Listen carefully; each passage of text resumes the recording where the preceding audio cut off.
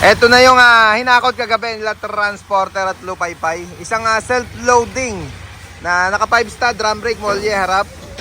Sukatin ko mamaya pero parang nasa 18 haba nito. 18 footer mga kabisyon na self-loading kagaya ni Lupaypay. At isang mini dump. Yan, mga Japan SAR Plus. Mini dump 4BE1. Yan, pagka kailangan nyo ng self-loading with mo mga kabisyon, meron kayo pabuhat, tawagan nyo lang si Transporter at Hijacker. At kung kailangan nyo naman ng self-loading car carrier, kagaya ni Lupaypay, meron tayong available dito. Tawag lang kayo sa number na naka-plus palagi. Sa scare rin natin. 16 feet pala mga kabisyon. Sinukat ko na, naibaba na kay Transporter. Available sa baluarte natin. Self-loading or car carrier. This is a is ang haba.